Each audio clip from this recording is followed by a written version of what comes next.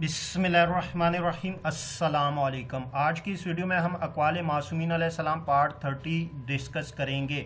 लेकिन video start करने से पहले अगर आपने हमारे चैनल को सब्सक्राइब नहीं किया जल्दी से सब्सक्राइब कर ले और साथ में बेल आइकन भी प्रेस कर दे ताकि आपको हमारी लेटेस्ट वीडियो की नोटिफिकेशन मिलती रहे। वीडियो स्टार्ट करते हैं। इमाम अली अलैहिस्सलाम चौथे खलीफा हैं। पैगम्बर अकरम सल्लल्लाहु अलैहि वसल्लम का इरशाद ग्रामी है कि ए अली अलैहिस्सलाम तुम चौथे खलीफा हो और इन चारों खुलाफा का ज़िक्र कुरान में मौजूद है।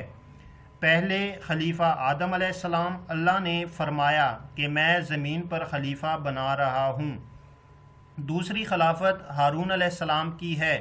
मूसा अलैहिस्सलाम ने अपने भाई हारून अलैहिस्सलाम से कहा, तुम मेरी कौम में मेरे खलीफा बन जाओ और इस्लाह करो और फसाद करने वालों के रास्तों की पैरवी मत करना।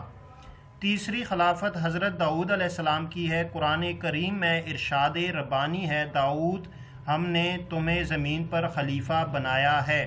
चौथी खिलाफत ए अली अलैहिस्सलाम तुम्हारी है और अल्लाह और उसके रसूल सल्लल्लाहु अलैहि वसल्लम की तरफ से हज अकबर के दिन लोगों के लिए ऐलान किया जाता है, तुम ही अल्लाह और उसके रसूल सल्लल्लाहु अलैहि वसल्लम की जानिब से तबलीग करने वाले हो और तुम मेरे वसी और मेरे वज़ीर और मेरे कर्ज के अदा करने वाले और मेरे वादे के पूरा करने वाले हो।